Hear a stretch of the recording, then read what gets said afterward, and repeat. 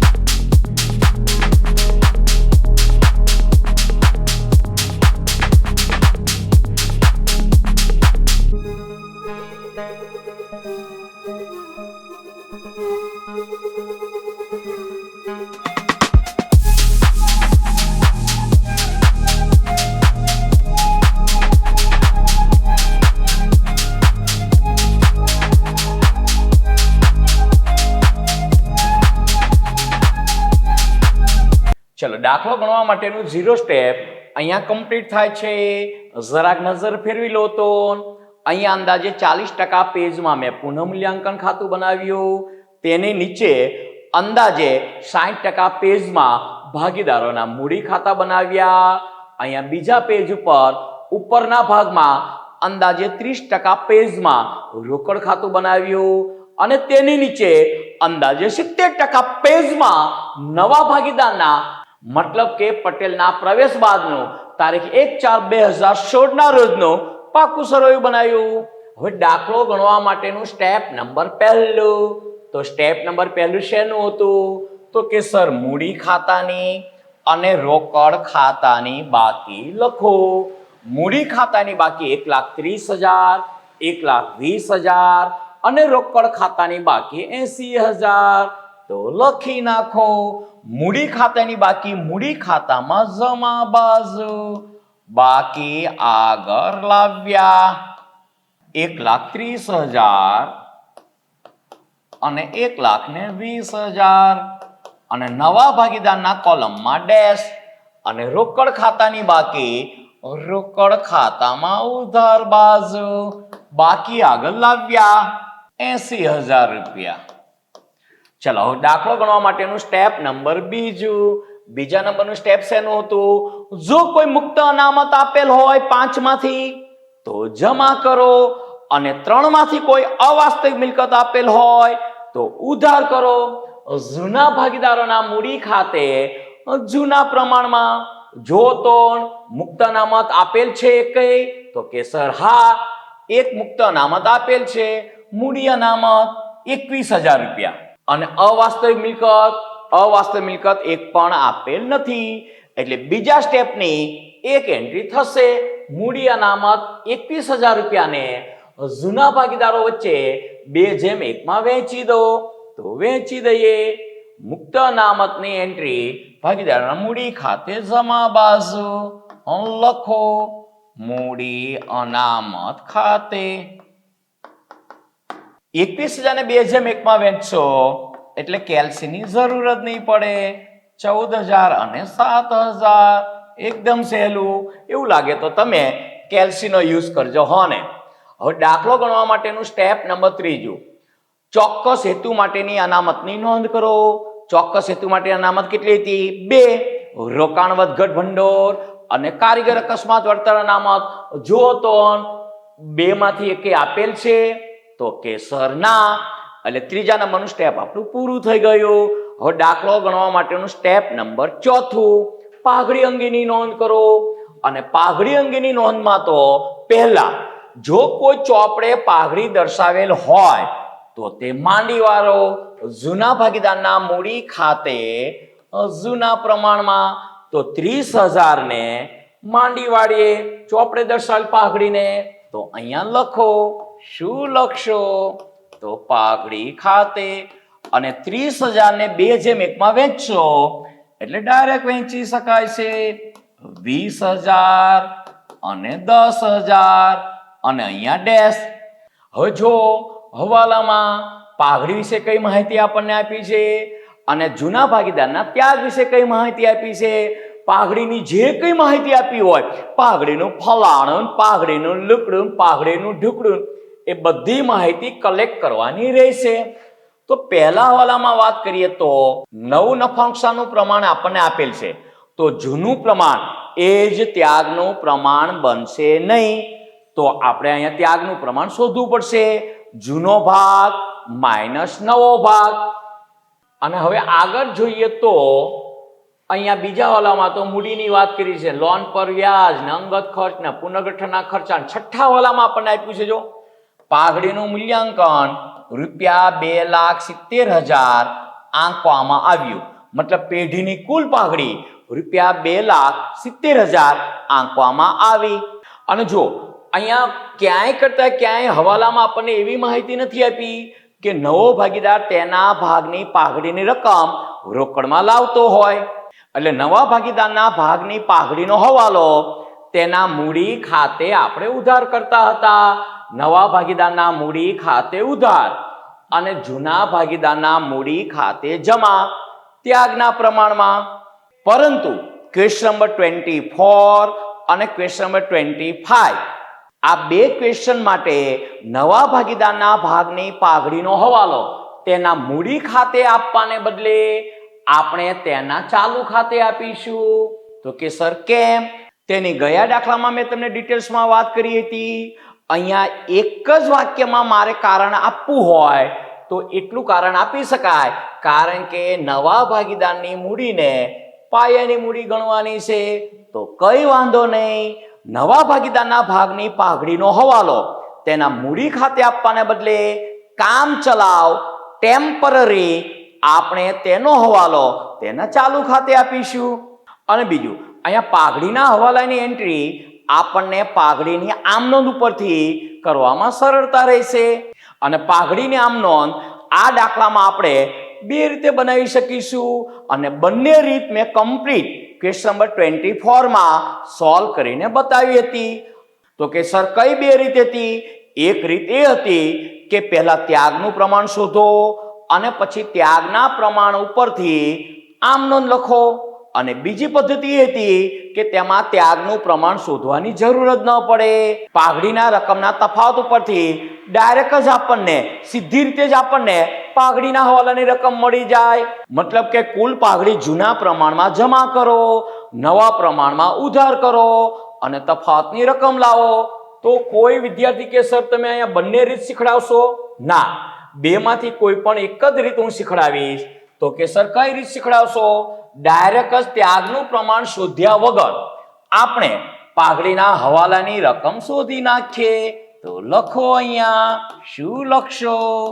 Working note. એની નીચે જરાક હું અંડરલાઈન કરી નાખું. અને આ વર્કિંગ નોટ હું રફ વર્ક તરીકે કરું છું, એટલે એને હું નાનો બ્રેકેટ આપી દઉં. શું લખશો? તો કે પાઘડીનો હવાલો. કોઈ તમને પૂછે કેવો વાલો, તો શું કહેવાય? હવાલો. એના માટે જરા કાંઈ કોલમ દોરી નાખીએ. ઉપર અંદાજે 2 થી 3 લાઈન વિગત લખવા માટે રાખો. પછી 3 ભાગીદારના નામ લખવા માટેની 3 લાઈન રાખો અને પછી કુલ માટેની 1 લાઈન રાખો. અહીંયા લેફ્ટ હેન્ડ સાઈડની કવરિંગ લાઈન આપી દો. અહીંયા આપણે ભાગીદારના મૂડી ખાતાના નામ લખી નાખીએ. અહીંયા વિગત લખો. અહીંયા પહેલો ભાગીદાર કોણ છે? તો પંડિત, મતલબ પંડિતના મૂડી ખાતે. પછી બીજો ભાગીદાર કોણ હતો? તો કે સર પંડ્યા, તો પંડ્યાના મૂડી ખાતે. અને ત્રીજો ભાગીદાર પટેલ, પણ પાઘડીનો હવાલો પટેલના કયા ખાતે આપવાનો છે? તો કે સર ચાલુ ખાતે. અને અહીંયા ઠંડા ઠંડા કુલ. ચલો હવે અહીંયાની વાત કરીએ તો પાઘડીની રકમ જૂના પ્રમાણમાં જમા કરીશું, અહીંયા નવા પ્રમાણમાં ઉધાર કરીશું અને અહીંયા લાસ્ટમાં આપણે તફાવત શોધીશું અને ડિટેલ્સ લખી પણ નાખો. શું લખશો? તો કે સર પાઘડી કયા પ્રમાણમાં? તો જૂના પ્રમાણમાં. આ પણ જૂના પ્રમાણમાં શું? તો જમા. અહીંયા પણ લખી નાખો પાઘડી. આ પણ કયા પ્રમાણમાં? તો કે નવા પ્રમાણમાં. આ પણ નવા પ્રમાણમાં શું? તો ઉધાર. અને અહીંયા આપણને તફાવત મળી જશે, જમા રકમ કે ઉધાર રકમ. ચલો હવે પાઘડીનું મૂલ્યાંકન કેટલું કરવામાં આવ્યું જો તો જરાક. પેઢીની પાઘડીની કિંમત કેટલી આંકવામાં આવી? તો 2,70,000. એ 2,70,000 ને જૂના પ્રમાણમાં જમા કરી દેવાના, મતલબ 2:1 માં. અને 2,70,000 ને નવા પ્રમાણમાં ઉધાર કરી દેવાના. નવું પ્રમાણ કયું હતું? તો અહીંયા આપણને હવાલામાં આપ્યું જ છે. કેટલું? 3:5:1. હા તો વહેંચી દઈએ. 2,70,000 ને જૂના ભાગીદારોને જૂના પ્રમાણમાં, મતલબ અહીંયા ડેશ, અને જૂનું પ્રમાણ 2:1 એટલે કેટલા આવશે? તો આને ભાગ્યા 3 કરશો એટલે 90,000. 90,000 ગુણ્યા 2 એટલે 1,80,000. 90,000 ગુણ્યા 1 એટલે 1 ભાગના થશે 90,000. હવે આ 2,70,000 ને નવા પ્રમાણમાં, મતલબ 3:5:1. તો જેમનો સરવાળો કેટલો થશે? તો તો 3 ને 5 8 ને 1 9, તો 2,70,000 ભાગ્યા 9 કરશો એટલે 9 તરી 27, મતલબ એક ભાગની કિંમત કેટલી થશે? 30,000. 30,000 ગુણ્યા 3 મતલબ 90,000. 30,000 ગુણ્યા 5 મતલબ 1,50,000 અને 30,000 ગુણ્યા 1 મતલબ 30,000. હવે તફાવત શોધી નાખો. તફાવત શોધવાનું કામ એકદમ સહેલું. આ 1,80,000, આ 90,000, તો તફાવત કેટલો બનશે? તો કે સર 90,000. કયો તફાવત? મતલબ જમા તફાવત કે ઉધાર તફાવત? તો જે મોટી રકમ હોય તે તફાવત ગણાય. આ 1,80,000 અને 90,000 એમાં મોટા કોણ? 1,80,000. મતલબ કયો તફાવત આવ્યો કહેવાય? તો કે સર જમા તફાવત. પછી 90,000 અને 1,50,000 એ બંને રકમ વચ્ચેનો તફાવત કેટલો? તો 60,000 રૂપિયા. કયો તફાવત? તો બંનેમાંથી મોટી રકમ કઈ? 1,50,000. મતલબ તફાવત કયો બન્યો? તો કે સર ઉધાર. પછી ડેશ અને 30,000, તો તફાવત કેટલો? 30,000. કયો તફાવત? તો ડેશ મોટા કહેવાય કે 30,000 મોટા કહેવાય? તો કે સર 30,000. મતલબ કયો તફાવત થશે? તો કે સર ઉધાર તફાવત. અહીંયા ઉધાર જમા રકમનો સરવાળો સરખો થઈ જશે કારણ કે આમ નોંધ છે. હવે આ 3 રકમોમાં જો તમને આમ નોંધ ન દેખાતી હોય તો તમે કોમર્સના સ્ટુડન્ટ ન કહેવાય. જો તો શું આમ નોંધ બની? તો પંડ્યાના મૂડી ખાતે ઉધાર 60,000 રૂપિયા, પટેલના ચાલુ ખાતે ઉધાર 30,000 રૂપિયા, તે પંડિતના મૂડી ખાતે જમા 90,000 રૂપિયા. આમ નોંધ આપણી બની ગઈ છે અને આમ નોંધને આપણે ખતોણી કરવાની છે. કરી નાખીએ ખતોણી. પહેલા તો પંડ્યાના મૂડી ખાતે ઉધાર 60,000 રૂપિયા, તો લખી નાખીએ પંડ્યાના મૂડી ખાતે ઉધાર 60,000 રૂપિયા. તો અહીંયા લખો આ પંડ્યાના મૂડી ખાતામાં ઉધાર બાજુ 60,000 રૂપિયા અને વિગતમાં સામેના ખાતાનું નામ લખાય. તો ઉધાર રકમ છે મતલબ સામેનું ખાતું મતલબ જમા થતું ખાતું. તો જમા કયું ખાતું થાય છે? તો કે સર પંડિતના મૂડી ખાતે. તો અહીંયા સામે લખી નાખો. શું લખશો? પંડિતના. હા પણ શું? મૂડી ખાતે. પછી વાત કરીએ તો બીજી એન્ટ્રીની. પટેલના ચાલુ ખાતે ઉધાર 30,000 રૂપિયા. હવે અહીંયા જે આપણે ખાતા બનાવ્યા છે ભાગીદારોના, આ તો મૂડી ખાતા છે અને અહીંયા આપણે એન્ટ્રી કોના ખાતે કરવાની છે? પટેલના ચાલુ ખાતાની ઉધાર બાજુ.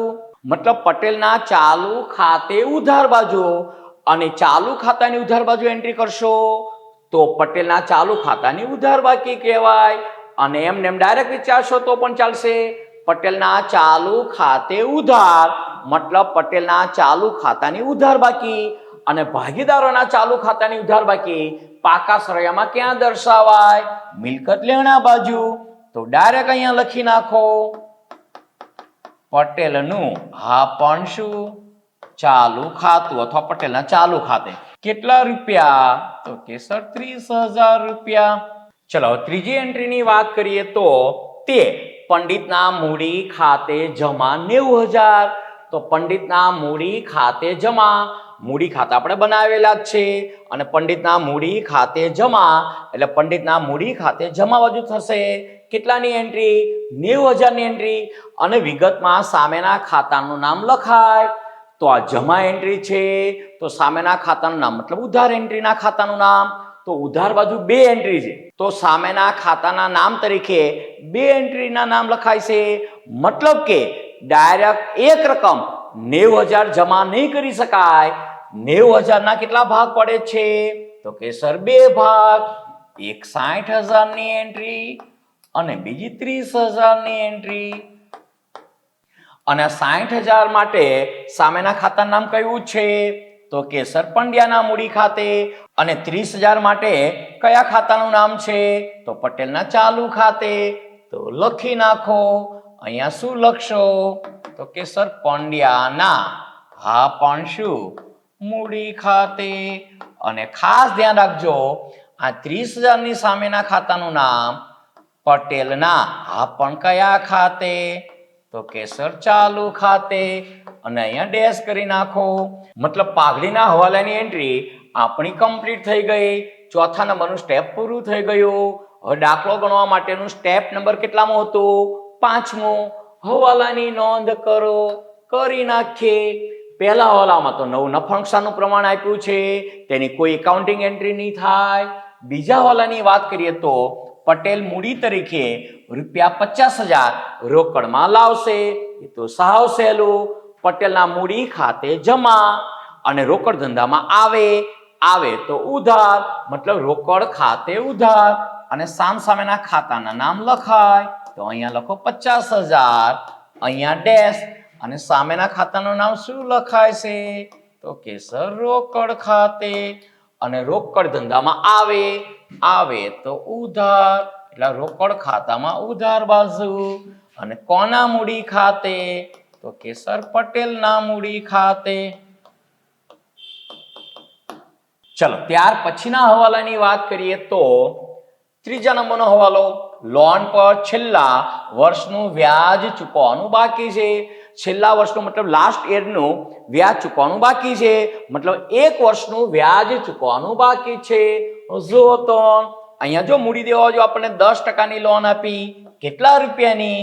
50,000 રૂપિયાની. એ લોનમાં કોઈ રકમ વ્યાજની પ્લસ માઇનસ નથી કરવાની, પણ લોન લખવાની તો છે જ, તો આપણે લખી જ નાખીએ હો ને. આ 10%ની લોન કેટલા રૂપિયાની? તો કે સર 50,000 રૂપિયાની. હવે 50,000ની લોનનું 10% લેખે 1 વર્ષનું વ્યાજ, તો 50,000ના 10%, મતલબ 5,000 રૂપિયા વ્યાજ. એ 5,000 રૂપિયા લોનનું વ્યાજ ચૂકવવાનું બાકી છે, તે આપણું દેવું કહેવાય. આમનું શું બનશે? પુનઃમૂલ્યાંકન ખાતે ઉધાર, તે ચૂકવાના બાકી લોન પર વ્યાજ ખાતે જમા, અને ચૂકવાના બાકી લોનના વ્યાજનું ખાતું અહીંયા મૂડી દેવા બાજુ દર્શાવાય છે. તો લખો ચૂકવાનું બાકી, હા પણ શું? લોન પર વ્યાજ કેટલા રૂપિયા? તો કે સર 5,000 રૂપિયા. અને બીજી એન્ટ્રી થશે પુનઃમૂલ્યાંકન ખાતે ઉધાર, અને સામેના ખાતાનું નામ લખાય. ચૂકવાનું બાકી, હા પણ શું? લોન પર વ્યાજ ખાતે કેટલા રૂપિયા? તો કે સર 5,000 રૂપિયા. ચલો પછીના હવાલાની વાત કરીએ તો ચોથા નંબરનો હવાલો, પંડ્યાના અંગત ખર્ચના ચૂકવે ₹8,000 નફા નુકસાન ખાતે ઉધાર રહેશે. આવું તો થોડુંક ચાલતું હશે. પંડ્યાનો અંગત ખર્ચ હતો, એ તો એનો ઉપાડ ગણાય, એના મૂડી ખાતે ઉધાર થાય, અને ભૂલથી કોના ખાતે ઉધાર કરી નાખ્યા છે? નફા નુકસાન ખાતે. તો તે ભૂલ સુધારવા માટે આપણે પંડ્યાના મૂડી ખાતે 8,000 રૂપિયાનો ઉધાર હવાલો આપવો પડશે. તો પંડ્યાના મૂડી ખાતે ઉધાર, તો પુનઃમૂલ્યાંકન ખાતે જમા, અને સામેના ખાતાના નામ લખાય. તો અહીંયા લખો કેટલા રૂપિયા અંગત ખર્ચના હતા? તો કે 8,000 રૂપિયા. કોના? તો કે પંડ્યાના. તો પંડ્યાના મૂડી ખાતે.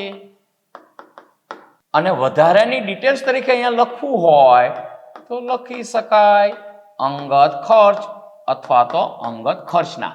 ચલો 8,000ની બીજી એન્ટ્રી, પંડ્યાના મૂડી ખાતે ઉધાર બાજુ. અહીંયા ડેશ કરી નાખો, અને સામેના ખાતાનું નામ શું લખાશે?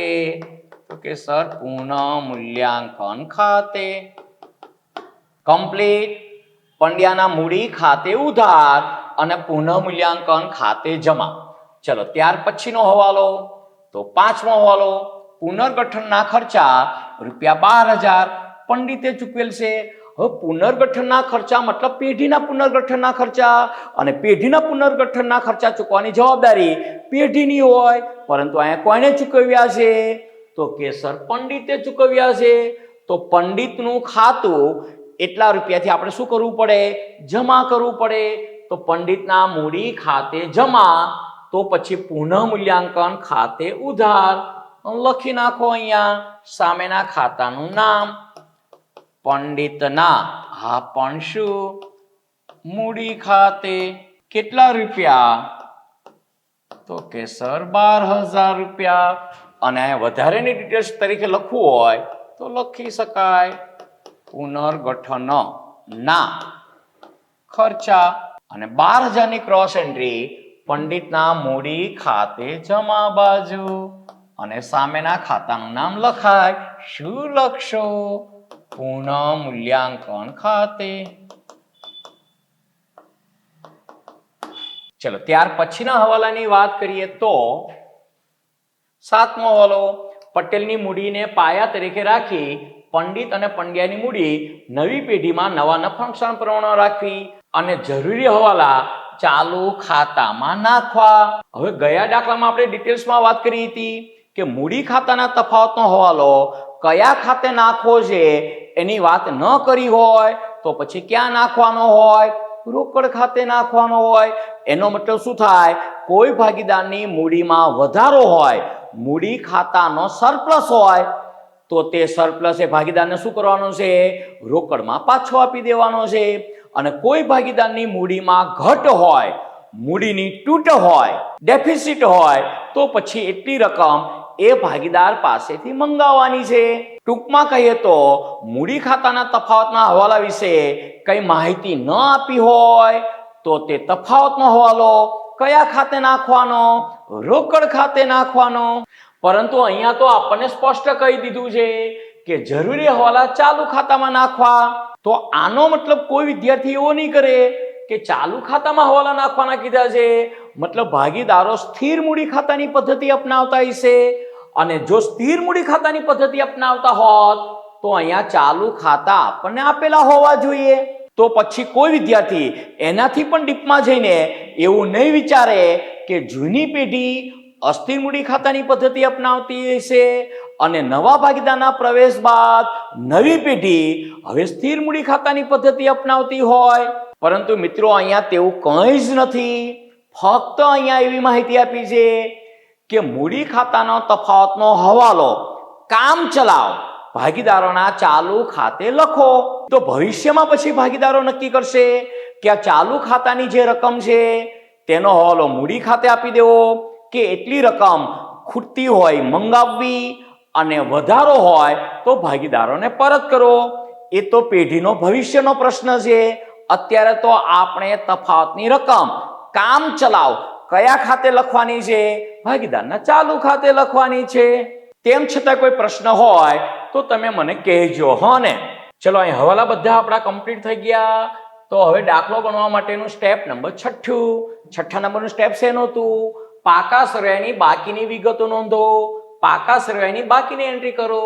તો મૂડી દેવા બાજુ વાત કરીએ તો આ મૂડી ખાતાની નવી બાકી લખાય છે. મૂડી અનામત આવી ગયું. કારીગર બચત ખાતા, કારીગર નફા ભાગ ભંડોળ, 10% લોન આવી ગઈ અને લેણદારો બાકી છે. તો મૂડી દેવા બાજુ 3 એન્ટ્રી બાકી છે. લખી નાખો 10,000, 12,000 અને 57,000. કારીગર બચત ખાતા, કારીગર નફા ભાગ ભંડોળ અને લેણદારો. તો લખી નાખીએ.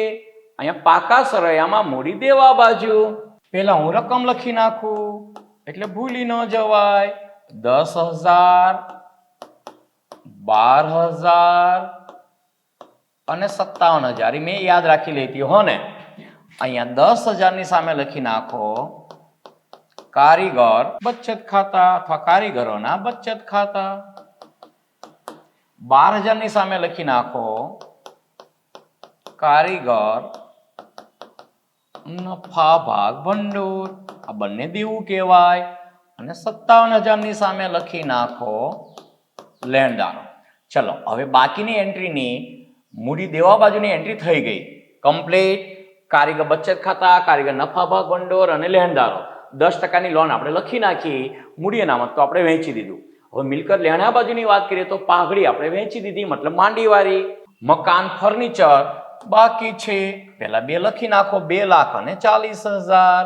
તો અહીંયા લખો 2 લાખ મકાનના અને 40,000 શેના? તો કે સર ફર્નિચરના. એની સામે એમના નામ લખી નાખો. 2 લાખ રૂપિયાનું મકાન એમનું એમ અને 40,000નું ફર્નિચર તેમને તેમ. ચલો ત્યાર પછી વાત કરીએ તો સ્ટોકના 26,000 રૂપિયા બાકી છે. દેવાદારો 24,000 અને રોકડ ખાતાની નવી બાકી લખીશું.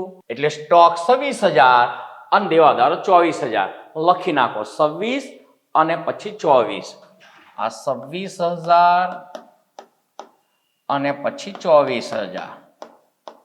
આ 26,000 સ્ટોકના અને 24,000 રૂપિયાના દેવાદારો. ચલો, 6થા નંબરનું સ્ટેપ પૂરું થઈ ગયું. હવે દાખલો ગણવા માટેનું સ્ટેપ નંબર 7મો. 7મા નંબરનું સ્ટેપ શેનું હતું? તો કે સરવાળા કરીને બાકી શોધો. પહેલા આપણે પુનઃમૂલ્યાંકન ખાતાની વાત કરીએ તો ઉધાર બાજુ 17,000, જમા બાજુ 8,000, મતલબ ઉધાર બાકી આવશે. તો અહીંયા લખો કેટલા રૂપિયા? તો કે સર 17,000 રૂપિયા. અહીંયા લખો 17,000 રૂપિયા. એમાંથી 8 બાદ કરો એટલે કેટલા આવશે? 9,000 રૂપિયા. આ કઈ બાકી છે? ઉધાર બાકી. શું દર્શાવે છે? ખોટ. ક્યાં લઈ જવાય? ભાગીદારોના મૂડી ખાતે. કયા ભાગીદારોના મૂડી ખાતે? જૂના ભાગીદારોના મૂડી ખાતે. મતલબ પંડિત અને પંડ્યા. કયા પ્રમાણમાં? તો જૂના પ્રમાણમાં. તો 9,000 ને 2:1 માં વેચશો તો કેલ્સી વગર થઈ જશે. 6,000 ને 3,000 એકદમ સહેલી રકમ છે. બીજી એન્ટ્રી ક્રોસ કરાવી દો. 6,000 અને 3,000 2:1 માં 9,000 અને સામેના ખાતાનું નામ લખાય પુનઃમૂલ્યાંકન. હા પણ શું ખાતે. હવે મૂડી ખાતાની આખર બાકી શોધી શકાશે નહીં. કેમ? તો કે સર હા 7મા નંબરનો હવાલો બાકી છે. મૂડી ખાતાનો તફાવતનો હવાલો આપવાનો બાકી છે. તો વર્કિંગ નોટ અહીંયા 1 આપી હતી તો અહીંયા 2 આપી દો અને એને હું ચોરસ બ્રેકેટ આપી દઉં. અને અહીંયા શું લખશો? તો મૂડી ખાતાના. હા પણ મૂડી ખાતાના શું? તફાવતનો. હા પણ તફાવતનો શું? હવાલો. કોઈ પૂછે કેવો હવાલો? તો શું કહેવાય? હવાલો. અને હવાલાની ગણતરી માટેનું કોષ્ટક બનાવી નાખો. અહીંયા ડિટેલ્સ લખીશું આપણે. એના માટે અંદાજે 2 થી 3 લાઈન રાખો. પછી 3 ભાગીદારોના નામ માટે 3 લાઈન અને 1 લાઈન શેના માટે? કુલ માટે. આ કુલની 1 લાઈન. ચલો, અહીંયા લેફ્ટ હેન્ડ સાઈડની કવરિંગ લાઈન આપી દો. અહીંયા ભાગીદારોના નામ લખીશું. અહીંયા હવાલા બાદની મૂડી. અહીંયા નવી પેઢીમાં રાખવાની મૂડી મતલબ ભાગીદારોના મૂડી ખાતાની આખરની બાકી. અને અહીંયા આપણને તફાવતની રકમ મળી જશે. કઈ ન કહ્યું હોય તફાવતની રકમનું તો કયા ખાતે લઈ જવાય? તો કે સર રોકડ ખાતે. પણ આ દાખલામાં કયા ખાતે લઈ જવાની છે? ભાગીદારોના ચાલુ ખાતે. કામ ચલાવ. અહીંયા લખો ભાગીદાર.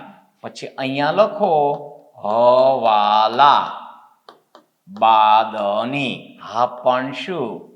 મૂડી. અહીંયા લખી નાખો નવી પેઢીમાં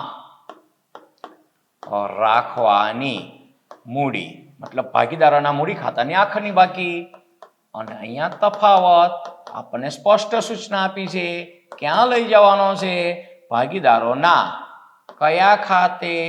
તો કે ચાલુ ખાતે. અહીંયા ભાગીદારોના નામ લખી નાખો. કોણ ભાગીદારો છે? તો પંડિત, પછી પંડ્યા અને નવા ભાગીદારનો પ્રવેશ થયો તે પટેલ. અહીંયા ઠંડા ઠંડા કુલ કુલ. હવે અહીંયા હવાલા બાદની મૂડી શોધી નાખો. હવાલા બાદની મૂડીનો મતલબ હાલની મૂડી ખાતાની આખરની બાકી. જો મૂડી ખાતા હાલમાં આપણે બંધ કરીએ તો આખરની બાકી કેટલી આવત? એને હવાલા બાદની મૂડી કહેવાય. ટૂંકમાં મૂડી ખાતાની જમા રકમોમાંથી તેની ઉધાર બાજુની રકમો બાદ કરો એટલે એને હવાલા બાદની મૂડી કહેવાય. પહેલા આપણે વાત કરીએ પંડિતની. તો આ 31 ને 14 મતલબ 1,44,000 પ્લસ આ થશે 90,000 અને પ્લસ 12,000 એટલે 2,46,000. એમાંથી ઉધાર બાજુની રકમની વાત કરીએ તો 20 6 26,000 બાદ કરો એટલે કેટલા આવે છે? 2,20,000. મતલબ પંડિતની હવાલા બાદની મૂડી 2,20,000 રૂપિયા. હવે પંડ્યાની સુધી નાખો હવાલા બાદની મૂડી. તો જમા બાજુની આ રકમની વાત કરીએ તો આ કેટલા છે? 1,27,000. અને પછી નીચે કોઈ એન્ટ્રી છે જ નહીં. એમાંથી ઉધાર બાજુની રકમની વાત કરીએ તો આ 70,000 માઇનસ 70,000 અને માઇનસ 11,000. તો કેટલા વધે છે? તો કે સર 46,000. મતલબ હવાલા બાદની પંડ્યાની મૂડી બનશે 46,000. હવે પટેલની વાત કરો તો પટેલની જમા બાજુ એક રકમ 50,000 અને ઉધાર બાજુ કોઈ રકમ છે જ નહીં. પાઘડીનો હવાલો થતો હતો તેમ છતાંય આપણે થવા દીધો નથી એટલે 50,000. આનો સરવાળો કરો તો 46 પ્લસ 50 પ્લસ 2,20,000 એટલે 3,16,000. હવે નવી પેઢીમાં રાખવાની મૂડી નવા નફા નુકસાનના પ્રમાણમાં 3:5:1 પણ પેઢીની કુલ મૂડી કેવી રીતે રાખવાની છે તો આપણે ક્લિયર કીધું છે. તો કે સર શું કહ્યું છે? તમે જ વાંચો ને. પટેલની મૂડીને પાયા તરીકે રાખી મતલબ પટેલની મૂડીનો બેઝ લેવાનો છે. પટેલની મૂડી નફા નુકસાનના પ્રમાણમાં બરાબર છે અને એના પ્રમાણે બાકીના ભાગીદારોની મૂડી કરવાની છે. મતલબ કે પેઢીની કુલ મૂડી, આ પેઢીની કુલ મૂડી કોના આધારે ગણાય છે? પટેલની મૂડીના આધારે. તો ત્યાં મેં ફૂટનોટ આપી અને ફૂટનોટની ગણતરી હું અહીંયા કરી દઉં.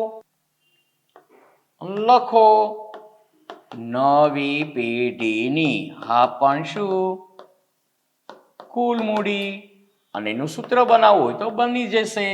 શું લખાય છે? પટેલની હા પણ કઈ હવાલા બાદની મૂડી ભાગ્યા પટેલનો નફા ભાગ. અને પટેલની હવાલા બાદની મૂડી કેટલી છે? તો કે સર 50,000. પટેલનો નફા ભાગ કેટલો?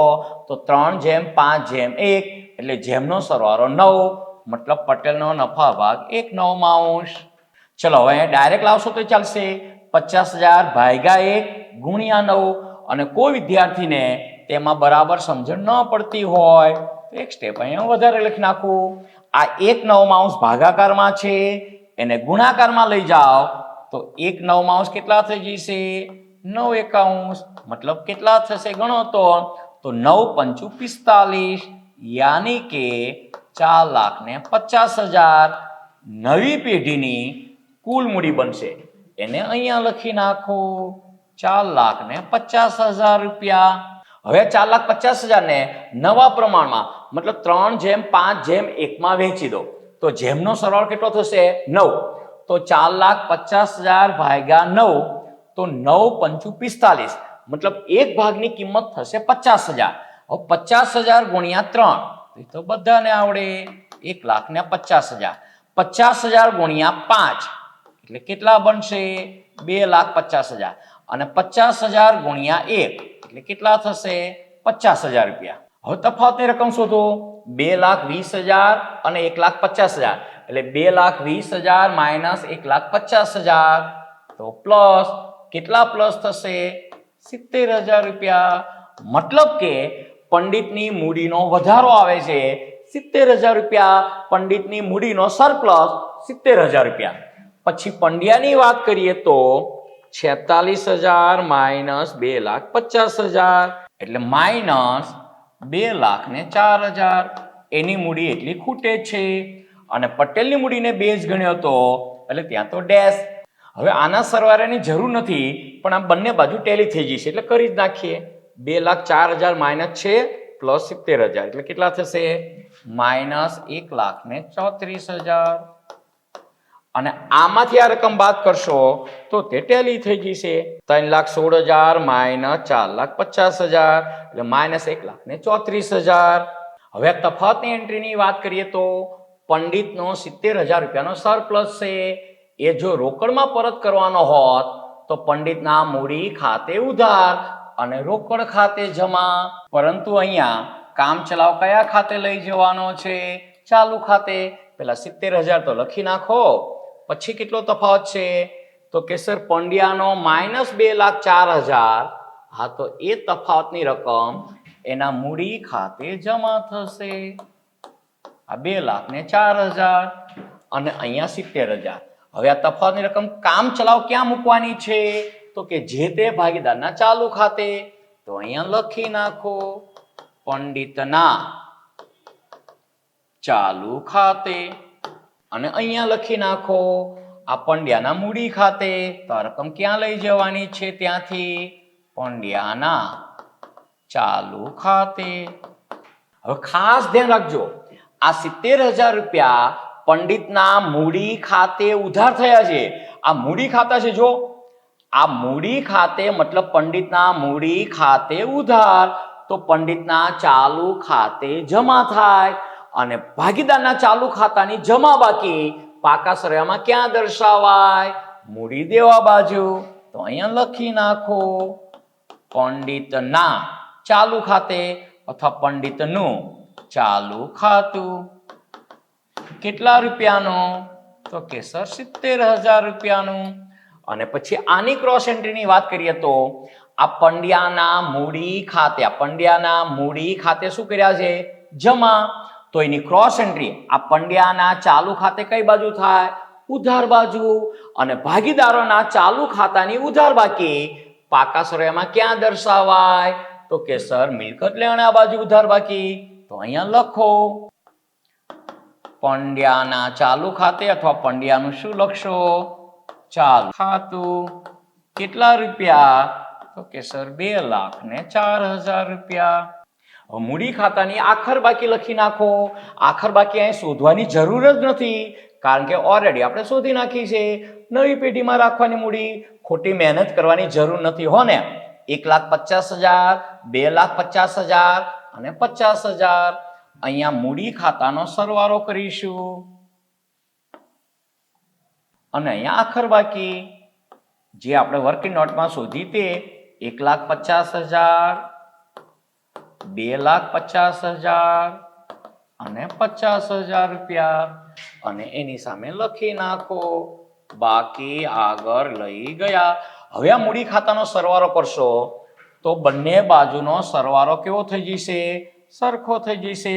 એટલે કોઈ શરત ચૂક થઈ હોય તો પણ આપણને ખબર પડી જશે. કરી જ નાખો ને સરવાળો. ચલો પહેલા આપણે પંડિતની વાત કરીએ તો 1,30 ને 14 મતલબ 1,44,000. પછી આ થશે 90,000 અને પછી આ છે 12,000 રૂપિયા મતલબ 2,46,000. અહીંયા સરવાળો 2,46,000.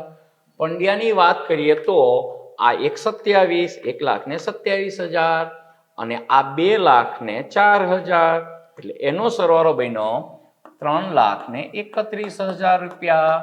અને પટેલનો સરવાળો તો એકદમ સહેલો. કેમ? કારણ કે એક જ રકમ છે 50,000ની.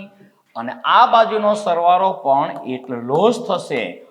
લખી જ નાખો 2,46,000, 3,31,000 અને 50,000.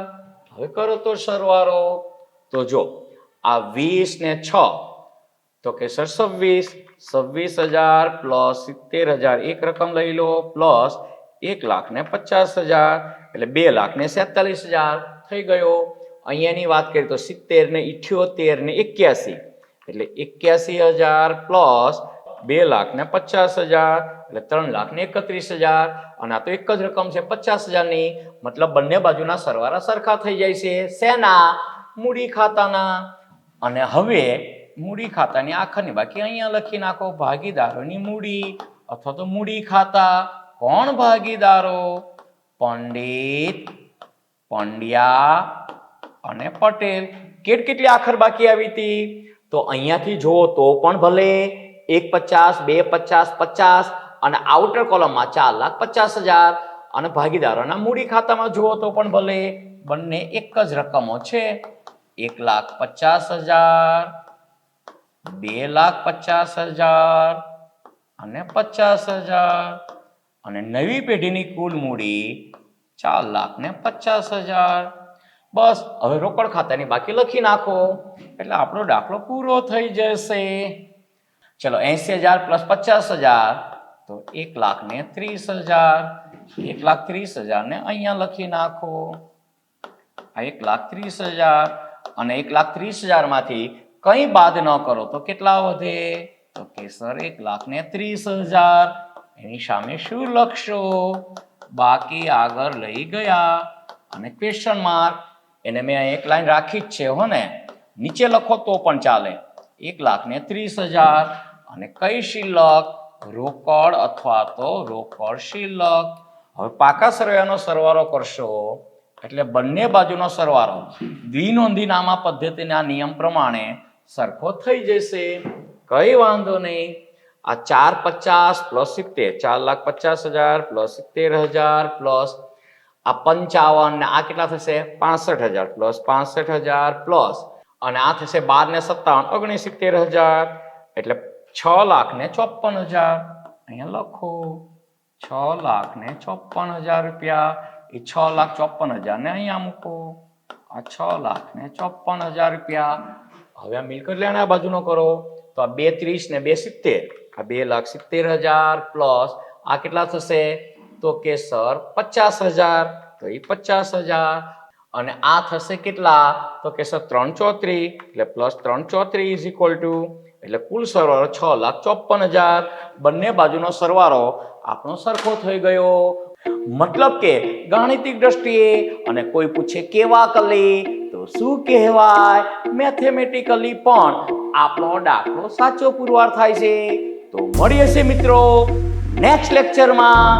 ત્યાં સુધી સર્વ વિદ્યાર્થી મિત્રો મને રજા આપશો અને હાલ બધા વિદ્યાર્થી મિત્રોને મારા જય શ્રી કૃષ્ણ.